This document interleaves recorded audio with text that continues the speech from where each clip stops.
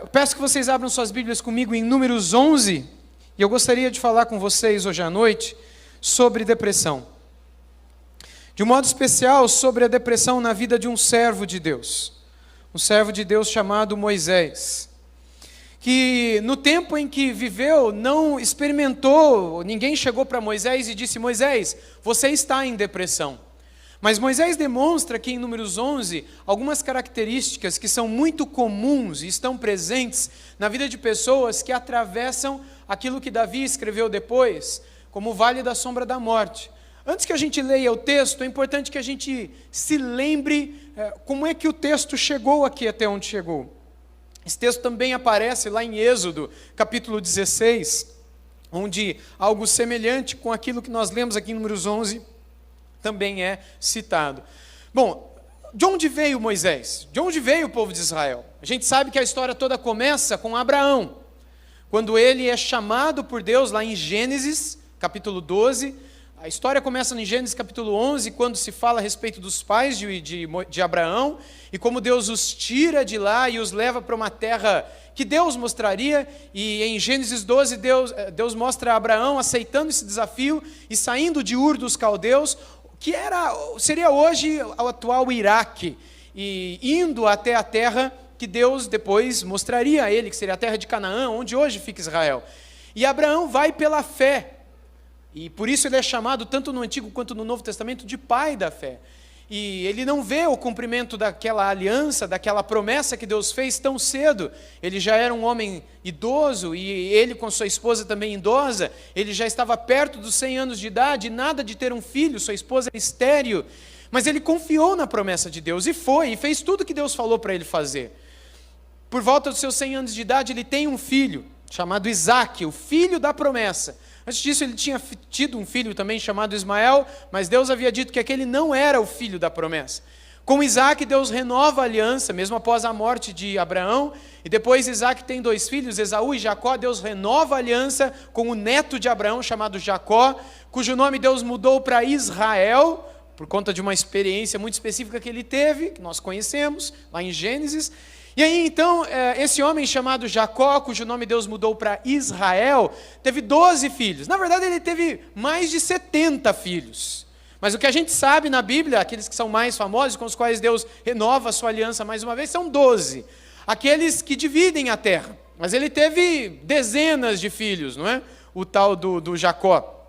E o fato é que houve um tempo em que os 11 irmãos venderam o José, e a gente conhece a história. José foi parar no Egito, se tornou um grande líder no Egito, um grande governador, pela mão de Deus, pela graça de Deus ali. E ali a gente sabe da história em que veio uma grande fome sobre a terra, seca, e muita gente vinha para o Egito para comprar comida. E ali o bisneto de Abraão vendia comida. O bisneto de Abraão, chamado José, ele era um grande líder agora, como que o segundo no mundo. E aí então chega o tempo em que os próprios irmãos dele, que anos atrás haviam vendido a ele como um escravo para os ismaelitas que passavam por aquela região onde eles moravam, em Canaã, eles vêm até o Egito para comprar comida. José descobre que é os seus irmãos, mas não se revela a ele. E aí então toda a história se desenrola até o ponto em que o próprio pai de Abraão vem, o próprio pai de José desce com todos os seus irmãos, e ele se revela aos seus irmãos, eles se reconciliam ali no Egito.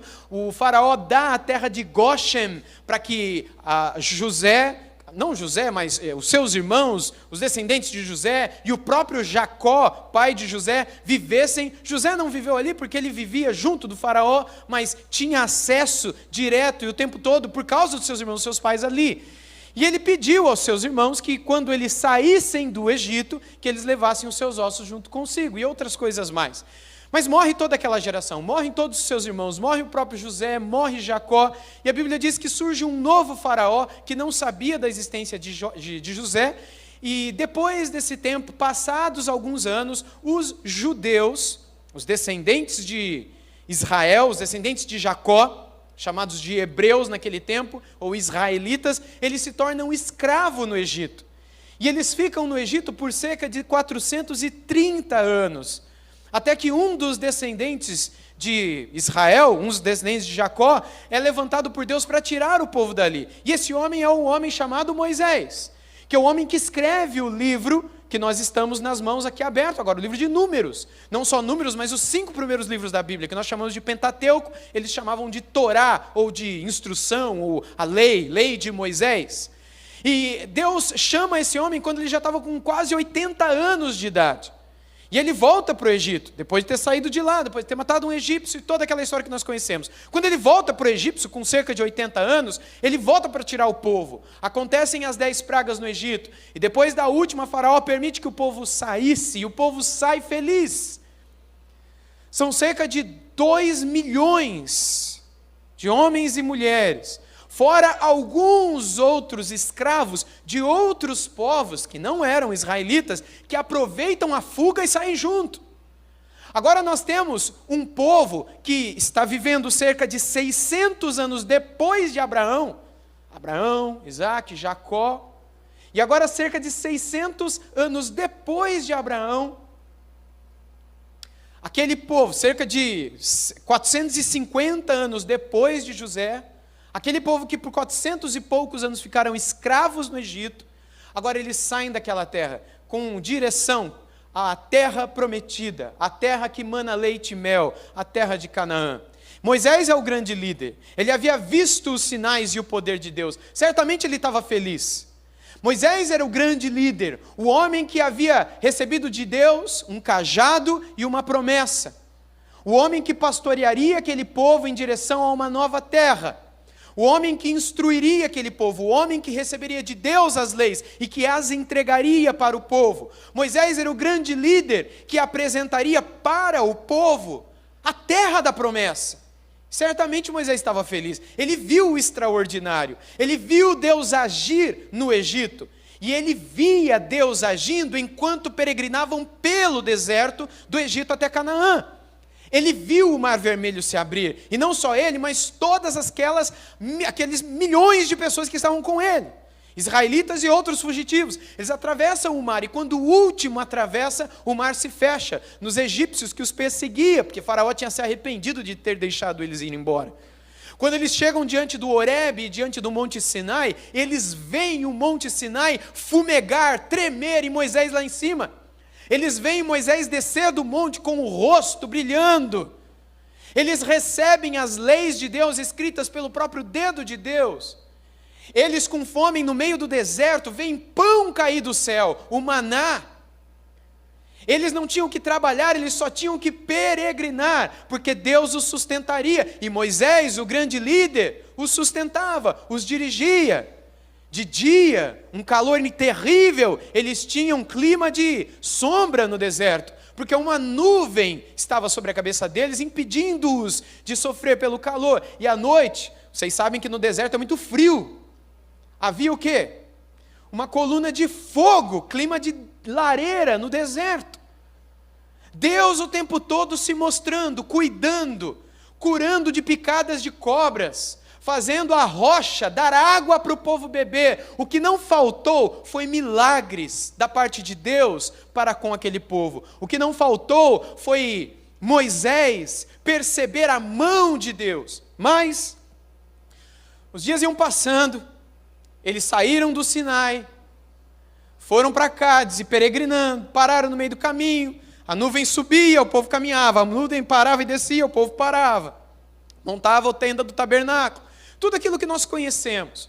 Mas chegou um tempo em que os anos se passaram, porque quanto tempo eles peregrinaram no deserto até Canaã? Vocês se lembram? 40 anos de peregrinação. Não foram 40 dias, foram 40 anos. É o tempo que eu tenho de vida, completados no penúltimo domingo. É muito tempo, gente. Eu não me sinto velho. Mas são 40 anos que eles peregrinaram no deserto. E o tempo foi passando. E nada de chegar na terra. E o povo já estava enjoando da comida. E o povo que estava feliz de ter saído já queria voltar. E o povo que estava feliz com o pão caindo do céu já queria comer carne. E o povo que estava feliz com Moisés agora estava reclamando de Moisés. E Moisés, que no início se apresentava como grande libertador, profeta do povo, líder do povo, guia do povo, líder inclusive espiritual, escritor e revelador daquilo que Deus queria trazer ao coração do povo. Moisés estava cansando já, como todo líder cansa. Moisés já não estava satisfeito, nem feliz como no início ele estava. E agora, não eram somente frustrações internas, como nós veremos na palavra, eram pressões externas também. E antes de lermos o texto, você já viveu situações assim? Situações em que você internamente se sentiu frustrado e externamente se sentiu pressionado, seja no teu trabalho, seja em alguma situação que você era responsável por aquilo, seja no teu próprio lar, seja no ministério, seja numa classe, seja, enfim, em algo que você possuía a responsabilidade para desempenhar e você queria fazer bem feito, mas infelizmente aquilo não saiu como você esperava que saísse. Vamos ler o texto e perceber como Moisés viveu essa situação. Em Números capítulo 11, verso 1, lemos assim: o povo se queixou de sua sorte aos ouvidos do Senhor. Quando o Senhor ouviu as reclamações, sua ira se acendeu, e o fogo do Senhor ardeu entre eles e consumiu algumas extremidades do arraial. Então o povo clamou a Moisés, este orou ao Senhor, e o fogo se apagou. Por isso, aquele lugar foi chamado Taberá. Taberá em hebraico significa incêndio, fogaréu, não é? Porque o fogo do Senhor se havia acendido entre eles. E o populacho que estava no meio deles veio a ter grande desejo das carnes dos egípcios. Também os filhos de Israel começaram a chorar outra vez, dizendo: quem nos dará carne para comer? Lembramos dos peixes que comíamos de graça no Egito. Ah, que saudade dos pepinos, dos melões, dos alhos silvestres, das cebolas e dos alhos. Mas agora a nossa alma está seca e não vemos nada a não ser esse maná. O maná era como semente de coentro, e a sua aparência semelhante à do bidélio. O povo ia por toda parte e o colhia. Eles o moíam em moinhos e o socavam em pilões, depois o cozinhavam em panelas e dele faziam bolos. O sabor do maná era como o de bolos amassados com azeite. Quando de noite descia o orvalho sobre o arraial, sobre este também caía o maná. Aqui nos é apresentada a queixa do povo, as reclamações do povo. Entenda, a Bíblia não é contra a reclamação, mas existem dois tipos de reclamações. Existe a murmuração e existe a lamentação. A murmuração, a reclamação, o queixume, é aquilo que você faz para os outros, porque você não aguenta mais. E você reclama da comida, você reclama da bebida, você reclama do pastor, você reclama dos alunos, você reclama do trabalho, você reclama do governo, você reclama da temperatura, você reclama do horário, você reclama do atraso, você reclama de tudo. Isso é o queixume, a murmuração. Mas e a lamentação? A lamentação é quando você faz a mesma coisa, só que você faz para Deus. Você diz que você está triste por causa do horário, está triste por causa do calor, está triste por causa da doença, está triste por causa do dinheiro, está triste por causa do governo, está triste por causa da falta de governo, está triste por causa da falta de dinheiro. Você está com o coração pesado por causa de algo que alguém fez para você. Você está infeliz e chateado por causa da traição de um amigo, por causa da rebeldia de um filho, por causa do vício de um pai. Você quer desabafar, você quer pôr para fora, há alguma coisa dentro de você e você quer reclamar para alguém. E sempre vai ter um ouvido para ouvir uma boa fofoca, para ouvir uma boa queixa, porque as pessoas gostam disso, nós gostamos disso, e somos aconselhados a isso. Põe para fora, fala tudo, e aí você escuta a pessoa dizendo para você que quando ela pôs para fora, ela ficou em paz, desabafou, gritou no chuveiro na hora que estava tomando banho, passou. Mas a Bíblia também fala disso, mas a Bíblia chama esse tipo de atitude de lamentação, que é quando você se coloca diante de Deus para expor toda a sua alma para Deus, para se derramar diante de Deus, a tua queixa, a tua dor, e a Bíblia chama isso de lamentação. Lembra de Jesus na cruz fazendo uma lamentação? Quando ele diz: Deus meu, por que me desamparaste? Por que me abandonaste? Isso é uma lamentação, mas ela faz toda a diferença quando no início dela nós encontramos as palavras: Deus meu, Deus meu. Nos Salmos nós temos muitas lamentações. Aliás, dos 150 salmos que nós temos na Bíblia, a grande maioria deles é de lamentação.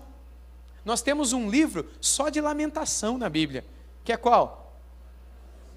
Lamentações de Jeremias. Jeremias não faz outra coisa a não ser lamentar naquele livro. O livro de Abacuque termina com uma enorme lamentação.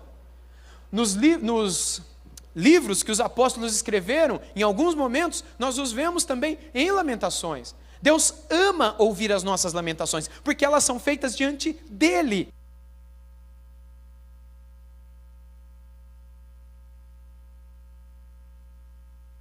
Sem querer? Alô? Isso, eu apertei sem querer. O povo aqui estava se queixando diante de Moisés. O povo não estava diante de Deus, o povo estava diante dos homens.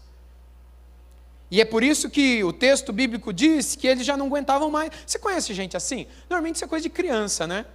De novo essa carne de panela com batata amassada. De novo esse arroz. De novo, domingo, feijão, macarrão com frango assado. De novo essa mesma comida. Eu não aguento mais essa carne. Não aguento mais esse sopado. Não aguento mais esse feijão preto. Toda vez é a mesma coisa, mãe. Ô esposa, você podia variar de vez em quando. O que está faltando? É criatividade? É dinheiro? O que é? Vontade? Você conhece gente assim? Com certeza não.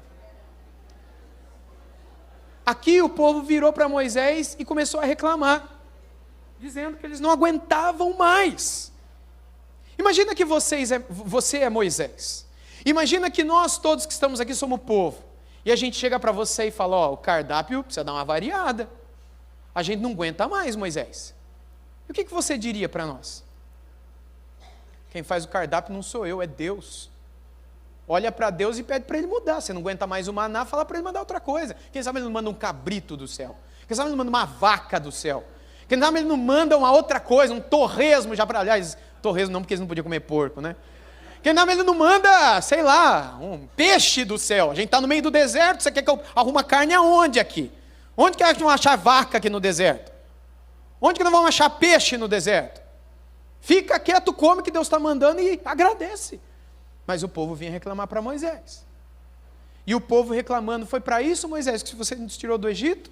Em outras passagens paralelas a essa, o povo diz, foi porque não faltavam sepulturas no Egito, que o Senhor nos trouxe para nos sepultar aqui nesse deserto? Vocês lembram? O povo não parava de reclamar para Moisés. E Moisés, como um líder, ele ouvia a reclamação do povo. Ele ouvia os problemas do povo. Ele ouvia a insatisfação do povo. E ele foi ouvindo, até que quando que um ser humano é capaz de ouvir a reclamação dos outros e não explodir, não estourar? Até o momento em que ele se coloca diante de Deus para desabafar diante do Senhor. Se ele não fizer isso, nenhum ser humano vivo aguenta tanta pressão e tanta frustração. Isso desencadeia dentro do ser humano processos físicos, processos somáticos, que acabam gerando problemas, doenças de fato, alterações físicas, que levam essa pessoa ao médico, e faz com que essa pessoa tome remédio, de tanta dor de cabeça, não física, mas problemas que essa pessoa enfrenta na vida, porque ela não toma a decisão, a atitude que Moisés aqui tomou.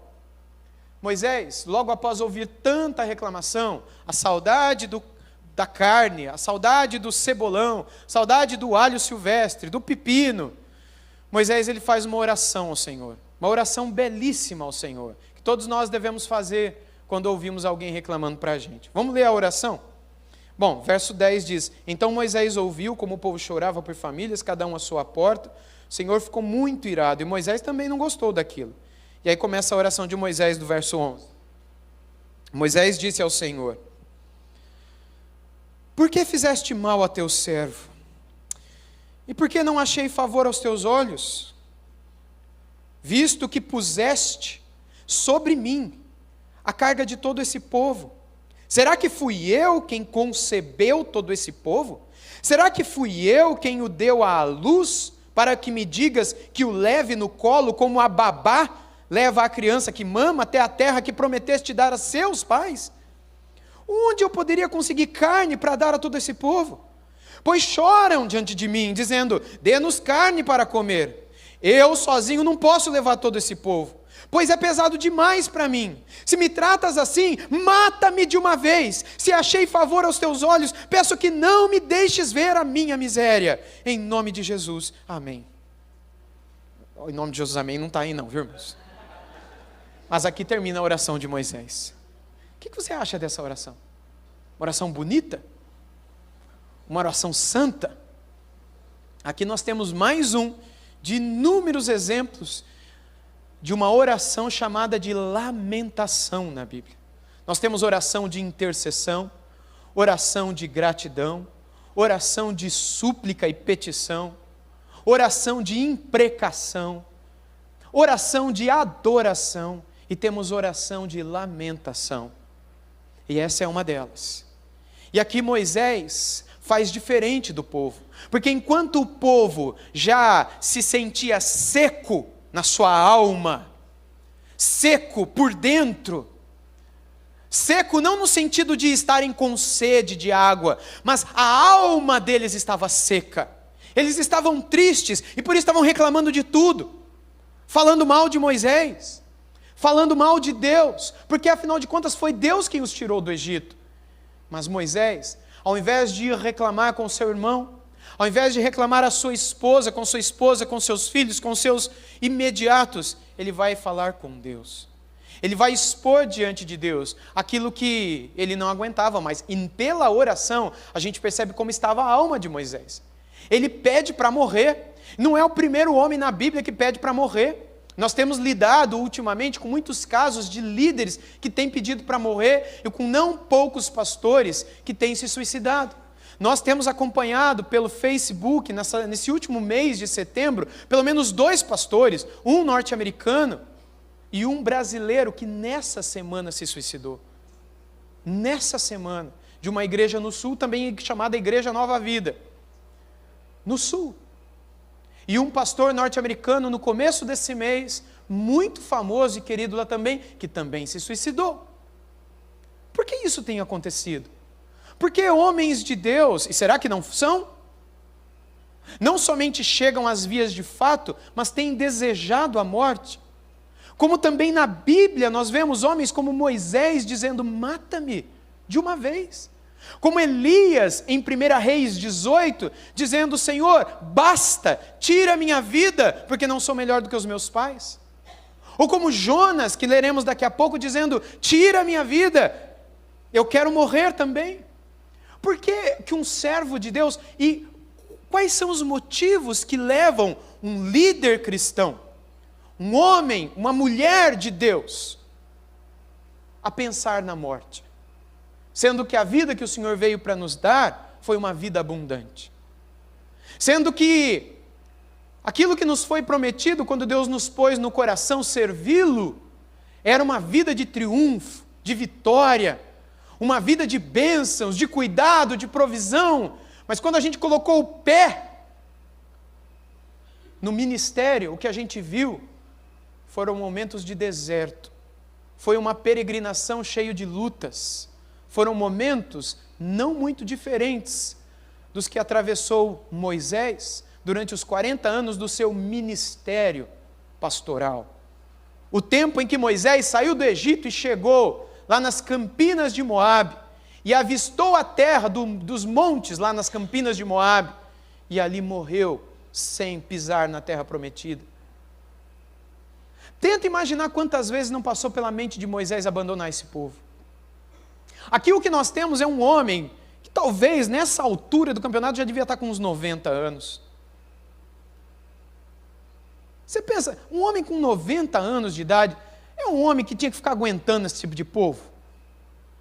É um homem que tinha que ficar aguentando os outros reclamando da comida, reclamando que queria carne, reclamando que queria cebola, que queria pepino, que queria melão.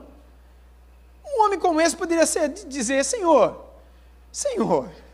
eu já tenho 90 anos de idade, está aí o Josué, ele leva, eu não preciso.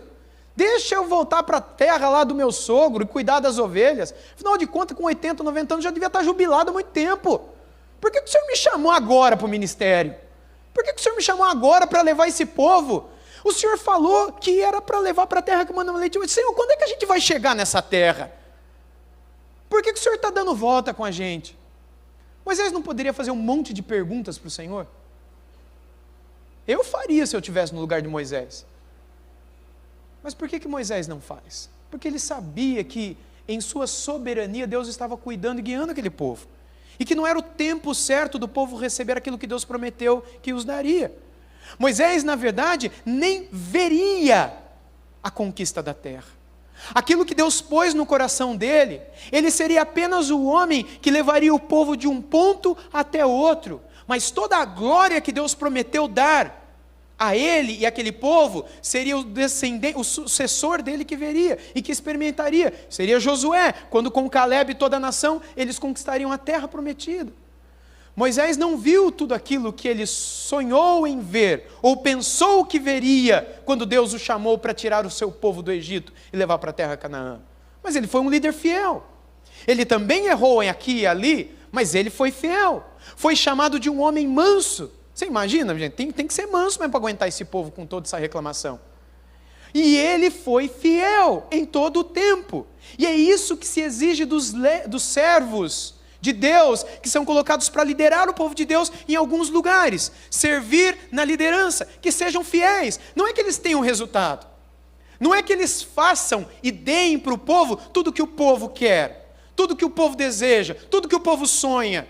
Seria muito bom se Moisés chegasse e dissesse, olha, eu estou vendo aqui agora que a gente vai pisar na terra prometida, daqui uma semana o Senhor vai nos dar a terra. Não era isso que Deus mandou Moisés dizer. Deus mandou Moisés falar, manda o povo andar. Anda. Irmãos, a gente nesse mundo também não somos abençoados com a palavra, com a promessa de que viveríamos bênçãos sobre bênçãos materiais. Prosperidade sobre prosperidade, vitória sobre vitória. Ao invés de nos dizer isso, Jesus nos garantiu perseguições e aflição. O Evangelho segundo o nosso Senhor Jesus é aquele que, no mundo vocês vão ter aflições. Se perseguiram a mim, vocês esperem para ver o que eles vão fazer com vocês. Mateus capítulo 5. Mas a diferença é que, para o seu povo, que enfrentaria tribulações em casa, aflições no trabalho, tribulações na vida, ele disse, eu vou deixar a minha paz para vocês. Eu não vou dar como o mundo dá, mas a minha paz, que é uma paz que excede todo entendimento. Vocês viveriam angústias, mas ele disse, não andeis angustiados, não andeis ansiosos, olhem para os lírios do campo, olhem para as aves dos céus, assim como o Pai de vocês cuida deles, ele também cuidará de vocês. Ele usou Paulo para dizer em Filipenses capítulo 4, versículo 6, não andem ansiosos por coisa alguma, antes sejam conhecidos diante do Pai as vossas súplicas, as vossas petições por meio de súplicas, com ações de graças.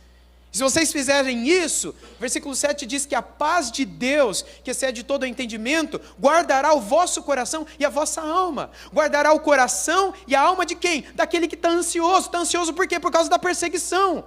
Perseguição que trouxe o quê? Aflição. Esse é o povo de Deus.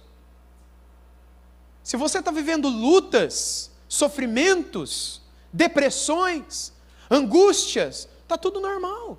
Essa é a vida dos cristãos. Não nos foi prometido o contrário. Não é falta do Espírito de Deus na tua vida se as coisas estão dando errado. Não é falta de santidade ou de Espírito Santo na tua vida se você fica doente.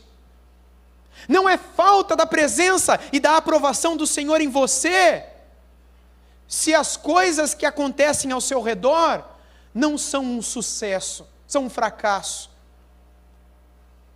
Você acha que o ministério de Moisés nessa altura do campeonato era um sucesso ou um fracasso?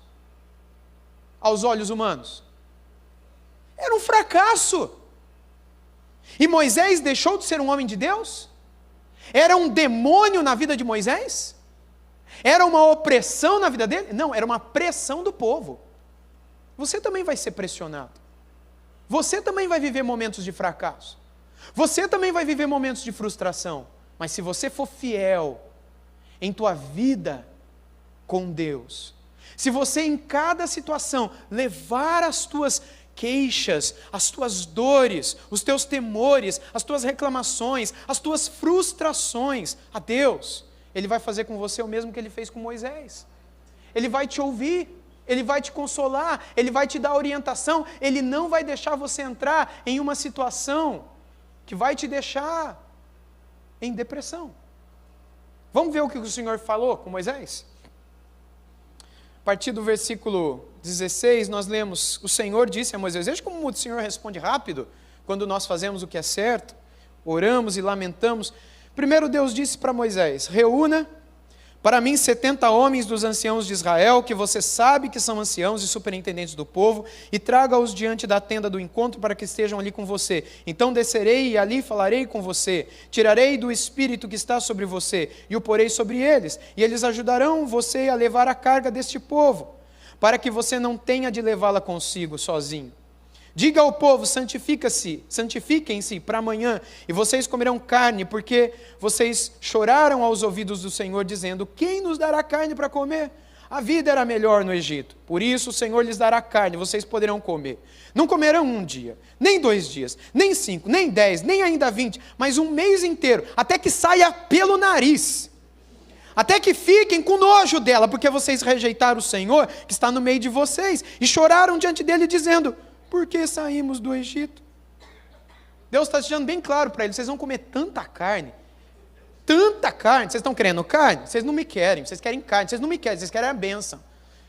Vocês não estão só com saudade de mim, vocês não querem minha presença. Você quer aquilo que o mundo curte, usufrui e fala: que delícia, que conforto, que gostoso. É isso que vocês querem, vocês não me querem. Para vocês eu não sou suficiente. Vocês precisam de bênçãos, vocês precisam de comida, vocês precisam do Egito. Não devia ter tirado vocês de lá, porque era aquilo que agradava o coração de vocês. E aí Moisés responde para o Senhor: esse povo, verso 21, no meio do qual estou, é de 600 mil homens em pé. 600 mil homens, sem contar as suas esposas, sem contar os seus filhos. Certo? Dava muito mais de 2 milhões de pessoas. E tu dizes: eu lhes darei carne e a eles comerão durante o mês inteiro. Moisés não estava entendendo nada, Moisés estava questionando Deus aqui, e ele diz no verso 22, quantos rebanhos de ovelha e de gado teríamos de matar para que tivessem o suficiente? Ou será que bastaria se juntássemos para eles todos os peixes do mar? Porém o Senhor respondeu a Moisés, manda quem pode obedecer. Não, ele fala assim, será que a mão do Senhor se encurtou?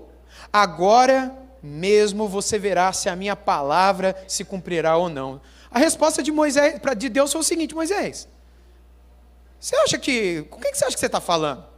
Será que meu braço ficou curto? Vai e faz o que eu estou falando, manda quem pode, obedece quem tem juízo, vai rapaz, junta o povo, manda eles se santificarem, que eu vou trazer a carne para eles. E Moisés, mas onde, Senhor? A gente está no meio do deserto, a vaca vai vir de onde? O peixe do mar, são milhões de pessoas. Agora você tente imaginar o seguinte, aqui em São Gonçalo vive quantas pessoas? Em torno de 1.300.000, 2 milhões, talvez um povo flutuante. Imagine que aqui em São Gonçalo nós temos 2 milhões de pessoas que vivem. Imagine que Deus levantou o pastor André para dizer para todo mundo que mora aqui em São Gonçalo o seguinte: olha, a gente tem que juntar todo mundo, não vai caber no centro da cidade, nós vamos para onde, hein? Tem que ir para um lugar que caiba todo mundo. Para o sítio da igreja? Vocês foram para o lugar, imagina, são 2 milhões de pessoas. Quanto que cabe no Maracanã? 70 mil, 80 mil? Quando é jogo do Vasco, obviamente, né? 2 milhões de pessoas, Moisés, junta esse povo que eu vou mandar a carne. E o povo juntou. E aí o texto bíblico diz que Deus mandou a carne. Vamos ler o texto? Moisés saiu, contou as palavras do Senhor. Bom, vamos pular isso daqui, lá para o verso 31. Então soprou um vento do Senhor e trouxe as codornizes do mar. Codorniz é uma ave que lá no Egito eles comiam muito. uma ave muito saborosa que os egípcios e os judeus gostavam muito de comer. Lá em Êxodo a gente lê mais sobre isso. Trouxe codornizes do mar e as espalhou pelo arraial em todas as direções, numa extensão de cerca de 1 dia de caminhada, à altura de quase 1 metro sobre a terra. Tenta imaginar agora, gente. Eu vou até colocar a Bíblia sobre o púlpito. Porque, olha, está todo o povo reunido aqui. Aqui nesse tapete são 2 milhões de pessoas. E aí, ao redor, 1 metro de altura, por um dia de caminhada, nas medidas bíblicas, são mais ou menos 40 quilômetros. É o que dá se você sair agora para caminhar, e caminhar até amanhã, às 8h30 da noite, você vai andar mais ou menos uns 40 quilômetros. Você imagina, 40 quilômetros daqui para lá. 40 quilômetros é daqui aonde? Daqui em Maricá, gritou o irmão ali. Então daqui em Maricá, é longe, né? É 40 quilômetros. 1 metro de altura, carne. E aí isso começa a fazer um anel ao redor do altar, ao redor do arraial. Você imagina, 40 quilômetros, 40 quilômetros, 40 quilômetros, tudo, fez o anel. Você imaginou? Você não imaginou, então agora você vai imaginar. 2 milhões de pessoas, 1 metro de carne, 40, você se perde de ver carne.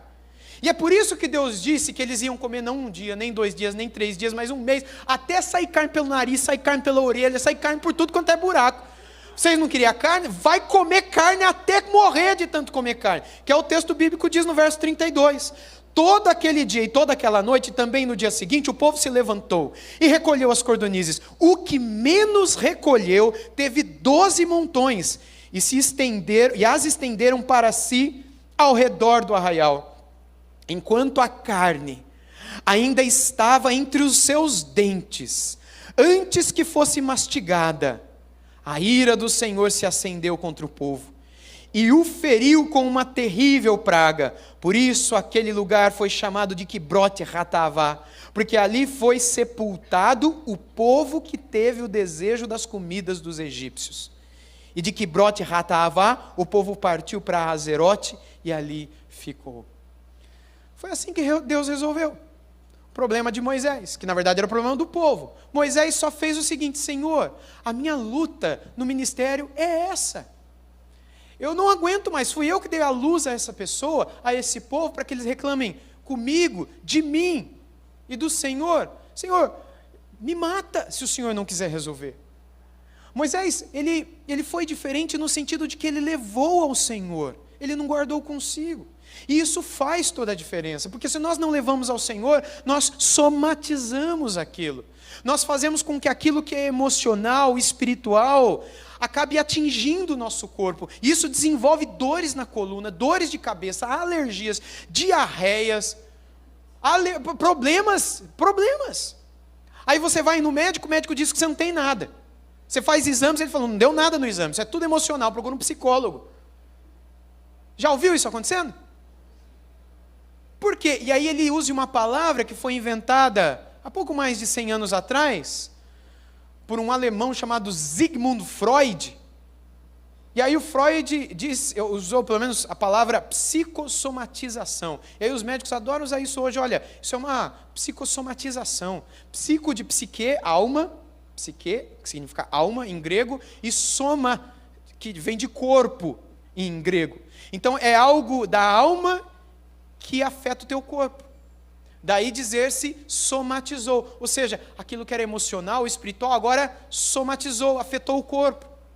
Vocês sabiam que cerca de 70% dos cânceres, eles são causados por questões emocionais, como ansiedade? E só cerca de 30% dos cânceres são questões genéticas, hereditárias? E assim a grande maioria das doenças, a grande maioria das pessoas que estão internadas em hospitais são por questões psicossomáticas. E embora isso tenha sido descoberto somente há pouco mais de 100 anos, a Bíblia já fala isso há mais de 3 mil anos atrás. Quando Davi escrevia o Salmo 32, ele diz, enquanto calei o meu pecado, pecado é uma coisa física, você faça um raio-x, você faz um ultrassom ou uma tomografia computadorizada, você acha o pecado? Não acha, não é físico. Mas Davi falou, enquanto eu calei, guardei o meu pecado, os meus ossos doíam. A minha pele ardia, febre. Eu via nadar o meu leito em lágrima. Minha alma secou. Eu não tinha mais força nem vigor. Como uma coisa espiritual, emocional, não material, não física, afeta o nosso físico. Afetaria o de Moisés também. Deixe a tua Bíblia aberta em Números 11, mas vai comigo, por favor, lá para 1 Reis 18.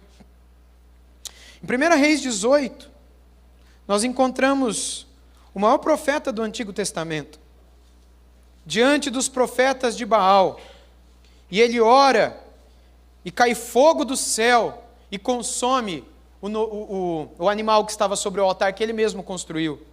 Em 1 Reis 18, nós vemos Elias orar, e depois de um grande tempo de seca, a chuva volta a cair sobre a nação de Israel. E aí, em 1 Reis 19, depois que os profetas de Baal são mortos, Elias recebe uma promessa de que Jezabel o mataria. E ele, por uma razão inexplicável, que é muito simples dizer, isso é temor dos homens. Mas espera aí, qualquer pessoa com um cérebro funcionando, lendo o texto bíblico, descobre que Elias pode ser acusado de tudo, menos de temor dos homens. Ele não teve medo de ir uma primeira vez diante de Acabe de Jezabel. Ele não teve medo de uma segunda vez diante de Acabe de Jezabel. Uma terceira vez, sabendo que estes dois haviam matado milhares de profetas. Ele não teve medo de ir. Ele não teve medo de se colocar diante de 400 profetas de Baal e diante de 450 profetas da deusa Azerá, que era a poste ídolo.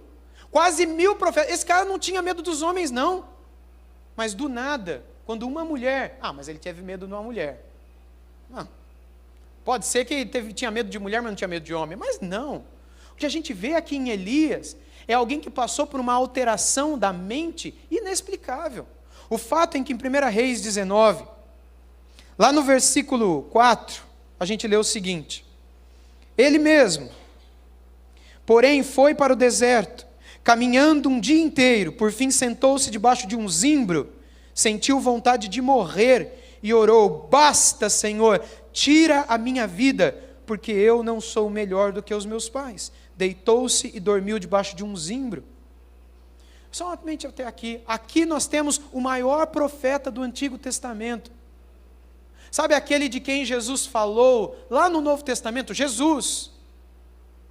Sabe quando ele conta aquela parábola do rico e do Lázaro?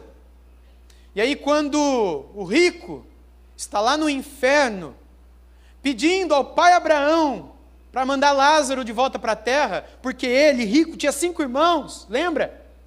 E aí o que Jesus diz? Que o pai Abraão responde: eles têm Moisés e Elias, leiam-nos. Sabe o que significava para um judeu da época de Jesus, Moisés e Elias? Toda a Bíblia, todo o Antigo Testamento. Moisés representando a lei, os 5 primeiros livros da Bíblia, e Elias representando os profetas, e os livros históricos que foram escritos pelos profetas. E resumido, um homem, a voz profética de toda uma aliança, a antiga aliança, o Antigo Testamento. Nós não estamos falando de qualquer um aqui, nós estamos falando de Elias, nós estamos falando de Moisés, 2 homens que pediram para morrer. Você lembra como é que Elias morreu? Ele não morreu, gente. Ele foi arrebatado no redemoinho. 2 homens que no Novo Testamento foram os únicos do Antigo, reaparecem no Monte de Transfiguração. Com quem que Jesus conversa no Monte da Transfiguração? Moisés e Elias, eles 2, que num determinado momento da sua caminhada, pediram para morrer. Ou seja, é possível que um pastor tenha pensamentos de morte? É possível que um líder, que uma líder, que um homem de Deus, que uma mulher de Deus passe por aflições, frustrações que cheguem a em seus corações pensar que melhor é a morte? Às vezes, cuidado, porque a nossa alma nos engana com pensamentos que eu chamo de escatológicos piedosos, que é aquele desejo que Jesus volta. Quando chegar alguém para você dizendo: eu não vejo a hora que Jesus volte. Essa vida, eu não aguento mais, Senhor. Volta logo, porque está muito difícil aqui, sabe, eu estou orando para Jesus voltar logo, porque o mundo está cada vez pior. Essa pessoa não quer que Jesus volte, essa pessoa quer morrer. Essa mesma pessoa que agora está pedindo para Jesus voltar, ela não pediu isso no dia anterior ao casamento dela. Você consegue imaginar o jovenzinho que vai casar sábado agora, na sexta-feira com a sua noiva, de joelhos, lá na sala da casa da noiva, desliga a televisão e fala, vamos orar para Jesus voltar. A gente vai casar amanhã, mas vamos voltar agora. Onde que está aquele coração piedosamente escatológico, que quer que Jesus volte? Não quer que Jesus volte. Aliás, até quer, mas depois. Não agora. Normalmente, nós, quando estamos muito chateados com a vida, e não aguentamos mais a família, o trabalho, os negócios, o dinheiro, a violência, a gente quer que Jesus volte. Mas, na verdade, isso é um pensamento de morte, que a gente tem vergonha ou medo de expressar. Mas Moisés expressou, Números 11. Elias expressou, 1 Reis 19. E Jonas expressou em Jonas 4. Vá comigo, por favor, lá para Jonas, capítulo 4. E vejamos outro profeta, agora um profeta chamado de profeta menor, expressando também o seu desejo. E antes que você diga, ou que alguém sopre aí no teu ouvido, mas Jonas não conta, porque Jonas não era um profeta bom. Se não fosse, Deus não o colocaria aqui na sua palavra. Se não fosse, Deus não usaria. Se não fosse, Jesus não compararia o seu ministério com o ministério de Jonas. Jesus não compararia a sua ressurreição com o tempo em que Jonas passou no ventre do grande peixe. Eu creio que a história de Jonas está aqui, não somente porque a ele muitas comparações são feitas com relação ao ministério de Cristo, mas também porque este homem entendeu os propósitos de Deus e muito provavelmente se arrependeu depois de sua vida, depois que o seu livro termina. Mas veja o que esse homem, depois de ver o maior avivamento de todos os tempos, ele vê uma das maiores cidades do mundo, a grande capital do grande império assírio daquele tempo, Nínive, se converter, o imperador assírio se converter, o rei da cidade de Nínive. Veja o que acontece com Jonas. Jonas 4:1. Mas Jonas ficou muito aborrecido e com raiva, e ele orou ao Senhor e disse, Senhor, não foi isso que eu disse? Estando ainda na minha terra, por isso eu me adiantei fugindo para Tarsis, pois sabia que tu és Deus bondoso e compassivo, tardio em irar-se e grande em misericórdia, e que mudas de ideia quanto ao mal que anunciaste. Agora, Senhor, peço que me tires a vida, porque para mim, melhor é morrer do que viver. Mais uma vez, nós temos um profeta, um homem de Deus, um homem que foi usado para ser voz, boca de Deus. Através da pregação de Jonas, centenas de milhares de pessoas se converteram num só dia. Nunca isso aconteceu de novo em toda a história da humanidade. Que um só homem, em um só dia, pregando em uma só cidade, viu as centenas de milhares de pessoas naquela cidade se converterem. Nunca. Mesmo assim, esse homem, possuído pelo Espírito Santo de Deus, usado para uma obra tremenda, foi capaz de dizer a Deus, tira a minha vida. Gente, a gente vê que muitos hoje em dia têm passado por situações assim no ministério também. Muitos têm enfrentado situações em que eles poderiam dizer como Moisés, Senhor, me mata de uma vez. Eu não aguento mais aquela família da igreja. Eu não aguento mais aquela irmã. Eu não aguento mais aquele irmão. O Senhor me chamou para peregrinar junto com ele, junto com ela, mas eu já falei, não para de reclamar, não para de fofocar, não para de causar intriga. Senhor, se é para isso, tira a minha... Chega a hora, gente, que a gente não aguenta. Aí, duas coisas a gente pode fazer. A gente pode brigar, a gente pode usar o púlpito para dar chicotada, ou a aula, ou a instrução, etc., ou fazer facção, ou fazer fofoca daquela pessoa, ou nós, pastores, podemos orar para o Senhor abençoar aquelas pessoas. A primeira bênção é transformando aquelas vidas, né? Quebrantando aqueles corações. Se o Senhor não quebrantar aqueles corações, pedindo para o Senhor quebrar aqueles corações. Se o Senhor não quebrar aqueles corações, pedindo para o Senhor dar o melhor para eles. O que seria dar o melhor para eles? Lembra de Paulo dizendo, para mim melhor é morrer do que viver? Senhor, ouve as palavras do apóstolo. Eu sei que o melhor para aquela vida abençoada é morrer do que viver. Leva para a tua glória. Vai ser uma bênção para ela, vai ser uma bênção para o Senhor, vai ser uma bênção para a igreja, vai ser uma bênção para todo mundo. Por que o Senhor deixa essa unha encravada no meio travando todo o trabalho da igreja, dando problema aqui? Isso não acontece na igreja? A gente não sofre com pessoas não nos fazem, muitas vezes, perder noite de sono por causa de uma palavra maldita que alguém nos falou. Muitas vezes, pessoas que estão envolvidas na liderança. Sabe o que pode acontecer, gente? Se você guarda isso no seu coração, e você não confessa isso ao Senhor, e você não busca o Senhor, isso faz com que você guarde no seu coração uma raiz de amargura. Porque você não se colocou, não entregou, não orou como Moisés fez, como Elias fez, como Jonas fez, como muitos outros fizeram. Você guardou. Você não foi conversar com a pessoa, você guardou. Aquilo que começou como uma raiz, agora vai crescer, crescer, crescer, e vai destruir você por dentro, enquanto aquela unha encravada está lá bem. E você está mal. E você não está dormindo. E agora, aquilo que você guardou, vai somatizar em você. Agora vai tomar conta de você. Agora vai virar uma úlcera dentro de você. Agora vai virar um câncer dentro de você. Agora vai virar um desarranjo intestinal dentro de você. Agora vai virar uma dor de cabeça física mesmo de você. Alergias, doenças psicossomáticas. Vai causar alterações hormonais em você, alterações vitamínicas em você. Alterações neuroquímicas cerebrais em você. E aí você vai no médico, e o médico vai olhar para você e vai dizer, você não tem nenhum problema no intestino, está funcionando direitinho. Você fala, não está. Você não tem nenhum problema de alergia. Você fala, mas médico, toda vez que eu penso em ir dar aula na igreja, me dá um ataque. Eu estou com tontura. De onde está vindo essa tontura? De onde está vindo essa labirintite? De onde está vindo isso ou aquilo? E ele vai dizer, isso é emocional, procura um psicólogo.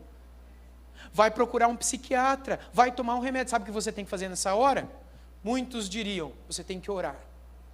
E tem que confessar aquele seu pecado inicial de ter guardado a amargura. Eu diria para você, amém.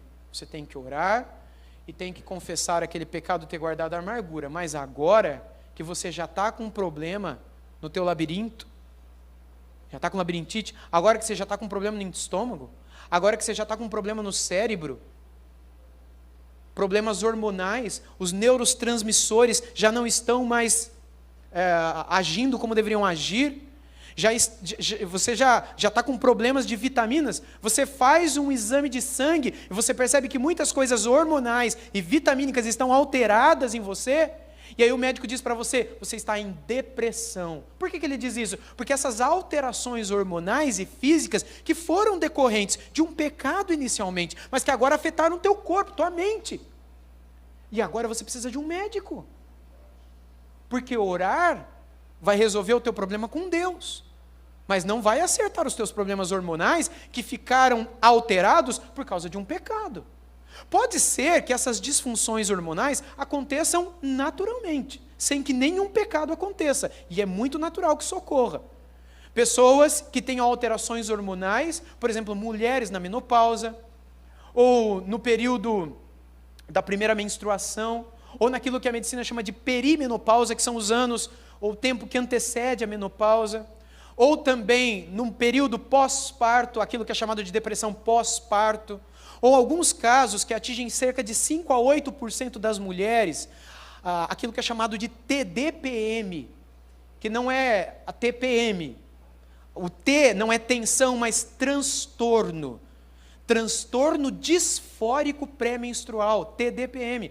Transtorno disfórico, porque é uma disforia, é o contrário de euforia. Alegria. Disfórico é o contrário de eufórico. Disfórico tem a ver com fechar-se, entristecer-se, angustiar-se.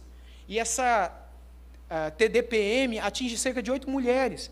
Mulheres que nos 15 dias anteriores à menstruação passam por verdadeiras angústias, transtornos mentais, a ponto de acordar de madrugada gritando, sair correndo, pegar o prato, quebrar e do nada dormir. Tomar cuidado para não ser na cabeça do marido, né? Mas assim, do nada, gritar, falar coisas sem sentido, voltar a dormir. Quem olha pensa que está endemoniada. Mas não é. É um transtorno hormonal. Vocês estão rindo? Mas tem gente que acha que é demônio. São alterações hormonais. Se vai no médico, pede um exame de sangue, percebe a alteração, faz a correção, por meio de medicação, fica tudo normal, e o marido não vai morrer.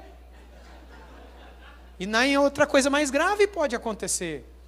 Depressão é algo muito sério, e depressão não é tristeza, depressão é uma doença. Depressão é uma alteração física.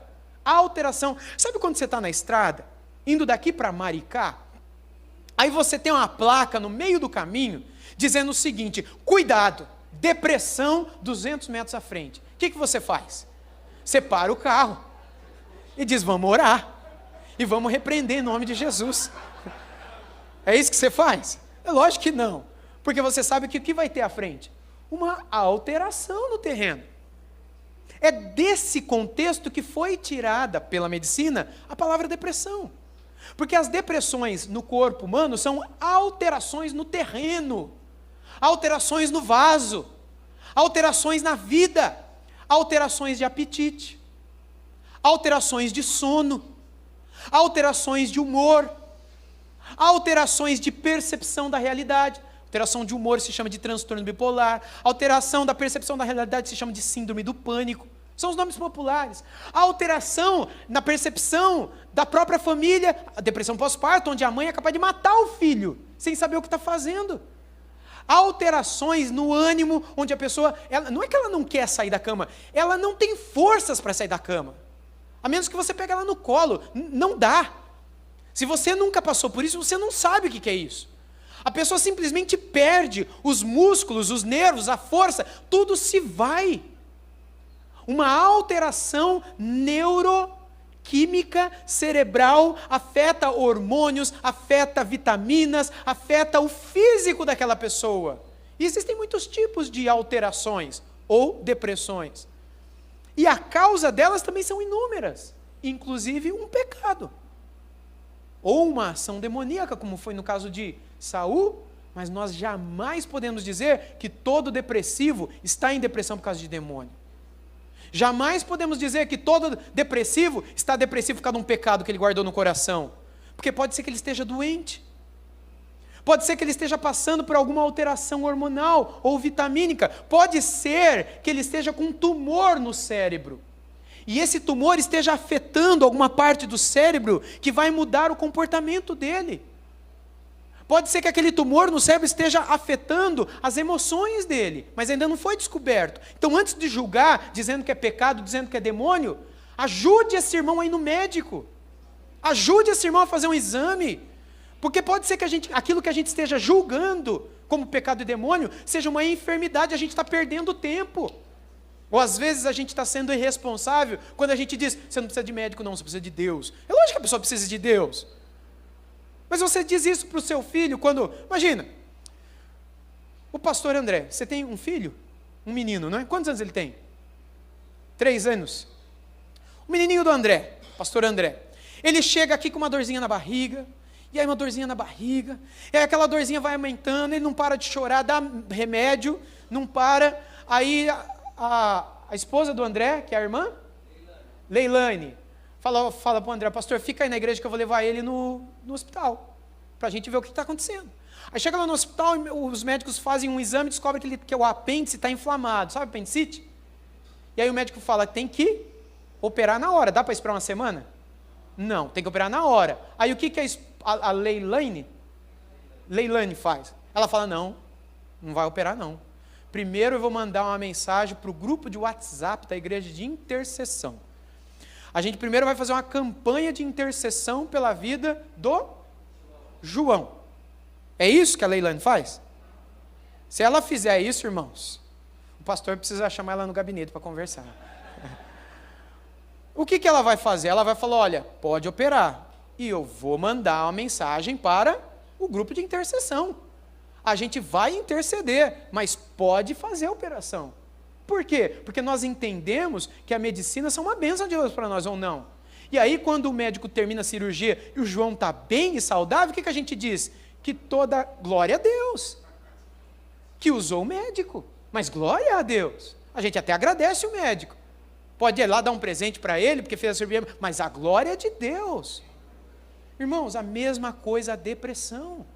São alterações físicas, que independentemente se surgiu por causa de uma alteração física, independentemente se surgiu por uma alteração hormonal, não tem nada a ver com pecado nem com demônio, ou mesmo que tenha surgido por um pecado, mas agora afetou o corpo, porque somatizou, e agora os hormônios estão alterados. Não é resolvendo o problema do pecado que vai resolver o problema do hormônio. Seria o mesmo que uma pessoa que contraiu um câncer por causa de uma ansiedade traumática, um transtorno de ansiedade crítico, que levou aquela pessoa até alterações no comportamento celular.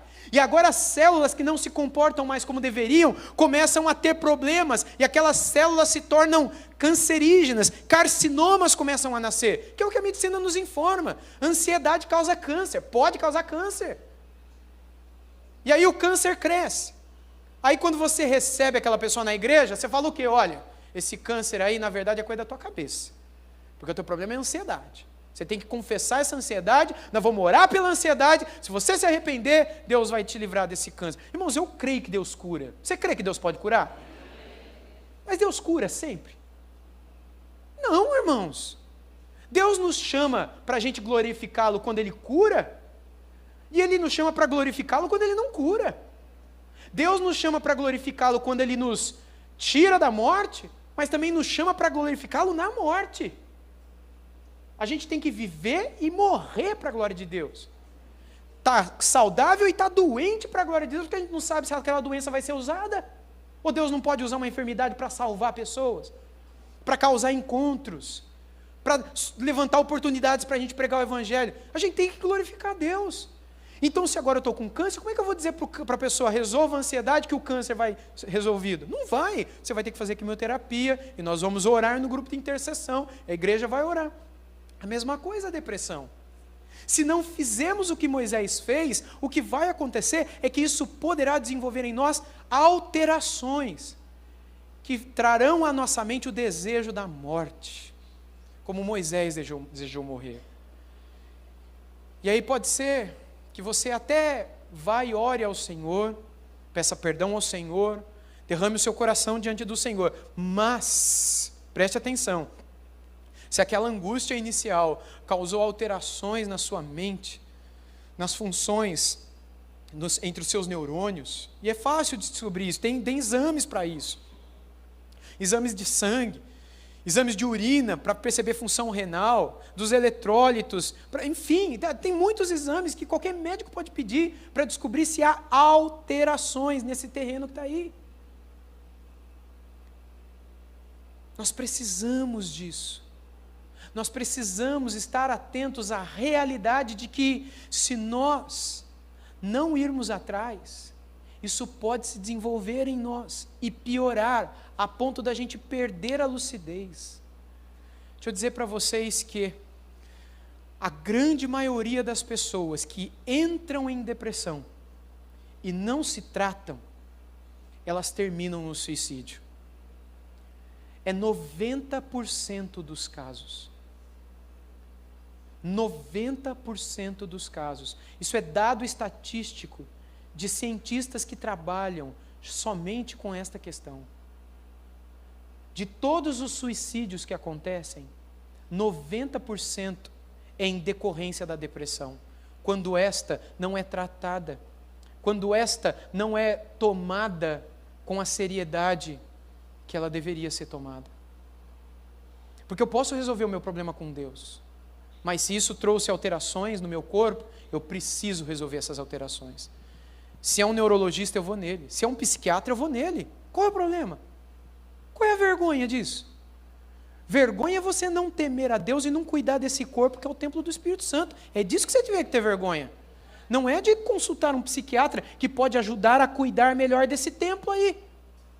Afinal de contas, Deus nos deixou a medicina, inclusive a psiquiatria, para ajudar a cuidar do templo, desse corpo que nem teu não é mais. Por que você não está indo no médico? Esse corpo não te pertence. Esse corpo foi comprado pelo sangue de Jesus. Esse corpo é de Deus. E você tem que cuidar dele, mesmo quando você precisa ir a médicos e tomar remédios contra a sua vontade. Se eles estão aí, usem-nos. Eu não tenho tempo aqui suficiente para falar tudo o que as Escrituras nos falam. Mas a Bíblia nos apresenta inúmeros casos em que Deus usa de meios naturais, como é a história de Elias, por exemplo. No meu livro trato disso de uma maneira um pouco mais profunda, mostrando como Deus não chega simplesmente e mostra a Elias os pecados, ou mostra a Elias os problemas, não, Deus dá comida para Elias, Deus dá bebida para Elias, Deus bota Elias para descansar, Deus bota Elias para comer de novo, para beber de novo, para dormir de novo, antes de falar com Elias. Comer um pouquinho, Elias, vamos descansar um pouquinho, agora vamos fazer uma caminhada. Deus manda ele caminhar do deserto de Berseba até o Monte Horebe, 40 dias, caminhada, fazer uma caminhadinha, bota ele para caminhar. Hoje a ciência sabe que a caminhada produz em nós serotonina, dopamina e outros, adrenalina e outros hormônios que são bons para nos tirar da depressão. Deus mandou Elias caminhar. Chegou lá, Deus fala com ele, Elias não falando coisa com coisa, alucinando. Leiam depois 1 Reis 19 todo. Mas Deus foi paciente com ele, Deus foi amoroso com ele, Deus cuidou dele, era um servo dele, que não estava bem. E Elias pedindo para morrer, Elias completamente fora de si, Moisés pedindo para morrer, mas se colocando nos pés do Senhor. Eu quero encerrar dizendo para vocês o seguinte, meus irmãos e minhas irmãs: o nosso Deus espera que nós o busquemos sempre que o vale da sombra da morte se aproximar diante dos nossos pés. Porque boa parte do nosso ministério é servir o nosso bom pastor. E esse bom pastor, ele nos leva a pastos verdejantes, ele nos faz, ele refrigera a nossa alma, não é? Em riachos para os quais ele nos leva para descansar, refrigera a nossa alma. Mas esse bom pastor não nos livra dos vales, lembra? Ele dizia: ainda que eu andar pelo vale da sombra da morte, não tenho mal algum. Por quê? Porque tu estás comigo. Ele está conosco onde? No vale, na alteração no terreno, naquilo que hoje chamam de depressão, no buraco, no vale da sombra da morte, onde o salmista, lá no 116, diz que angústias do inferno se apoderaram de mim. Sabe como é que começa o Salmo 116? Eu amo o Senhor, porque Ele ouviu a minha voz. Quando lhe clamei por socorro, sabe de onde que ele clamou por socorro? De um lugar em que ele chama: angústias do inferno se apoderaram de mim. Você e eu não estamos livres de passarmos por aflições, especialmente na liderança de ministérios, de igreja, servindo uns aos outros, discipulando pessoas, no trabalho, na família. A gente não está livre de passarmos por frustrações, por decepções. Não estamos livres de enfrentarmos pressões. Não estamos livres de percebermos que todas essas situações estão cada vez piores. E parece que a gente está entrando num vale. E parece que quando ia acabar o vale, parece que fica mais fundo. Até o ponto de a gente chegar lá no fundo do poço. E achando que ali é só a morte, a gente desejar a morte. O bom pastor estará lá conosco, com a sua vara e o seu cajado, silenciosamente presente sempre.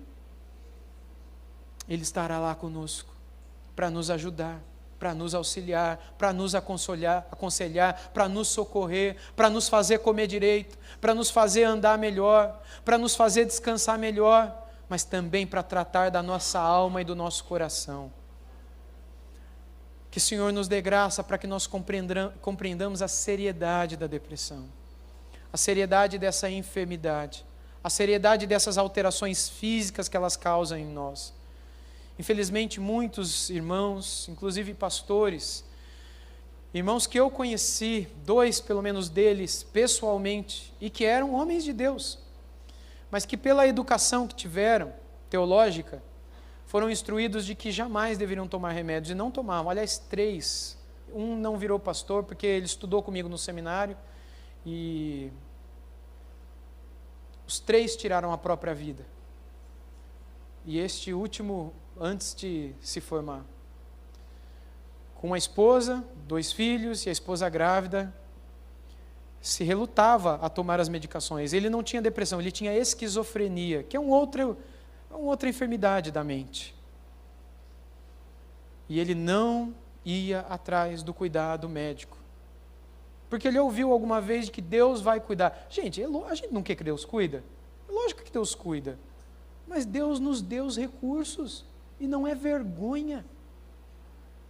Quando os recursos materiais, o remédio ou o profissional da área da saúde nos trazer benefícios, a gente não vai dar glória ao médico, nem ao remédio, nem ao psicólogo, nem ao psiquiatra. A gente vai dar glória a Deus. Mas a gente usa tudo que Deus nos dá. Porque tudo é graça de Deus na nossa vida. Tudo. Esses 2 colegas que já estavam no ministério também relutavam. E os 2 deram fim da própria vida. Um deles, durante o período num acampamento da igreja, em que ele, do nada, saiu e falou que ia buscar uma coisa em casa. Chegou em casa e se enforcou. E o outro dele saiu de um culto de oração alegre, mas ele também tinha depressão, transtorno de humor, transtorno da percepção da realidade. Chegou em casa aparentemente bem, e a filhinha pequena o encontrou pendurado na garagem, com uma corda no pescoço. Do nada. Do nada. Não foi o cara que brigou na igreja, perdeu o ministério. Não foi o cara que teve um problema financeiro, estava devendo e alguém estava cobrando. Não era alguém jurado de morte, era alguém que saiu feliz do culto de oração, foi para casa, mas não estava se cuidando. A depressão mexe com a tua mente, com o teu cérebro, a ponto de você, quando se torna grave a depressão, ter picos de alucinação, picos, surtos psicóticos, em que você perde a noção da realidade, onde você não vai mais orar a Deus para tirar a tua vida, você vai fazer isso com as próprias mãos, sem perceber o que você está fazendo. A maioria das pessoas, eu não digo todas, mas a grande maioria das pessoas que estão em depressão e se matam, elas o fazem sem perceber o que estão fazendo. Elas se matam porque não estão tomando o remédio, se matam porque não estão indo ao médico, se matam porque não estão buscando o tratamento e o auxílio também espiritual que precisariam buscar, que poderiam lhes dar o socorro naquela hora. E aquilo foi ficando grave, grave. É como um câncer que começa a crescer, crescer, crescer, e daqui a pouco mata todos os órgãos por dentro. A depressão mexe com os hormônios, com as vitaminas e outras coisas mais da nossa química cerebral. Até o ponto que você já não sabe mais o que você está fazendo. Até o ponto em que você é capaz de tirar a vida de um bebê, como é capaz de tirar a tua própria vida. Que Deus possa nos guardar de chegarmos a isso. E que Deus possa nos dar a graça de usarmos todos os meios que Ele nos dá, para que possamos não só buscar socorro para nós mesmos, mas também incentivarmos uns aos outros a buscarem socorro na medicina, buscarem socorro na medicação, enquanto estamos clamando a Deus pela vida delas, e estamos orando por elas, e tendo compaixão delas, e aconselhando-as biblicamente, enquanto elas buscam socorro médico. Porque Deus nunca nos abandonará, mas Ele também se provará fiel e presente por meio daquilo que Ele nos oferece e que está à nossa disposição nesse mundo. Se por um lado a gente tem um Deus que nos mostra que nunca nos abandonará, nós temos também um Deus nas Escrituras que nos ensina a buscarmos a Ele em todas as horas de frustração e pressão. E que também nos ensina como é que nós devemos tratar as pessoas que estão em depressão ao nosso lado. É do jeito que Ele trata, é com compaixão e misericórdia, fazendo como Ele fez com Elias, como Moisés e com Jonas. Que Deus nos use e que Deus seja louvado pelo cuidado que Ele tem sobre as nossas vidas.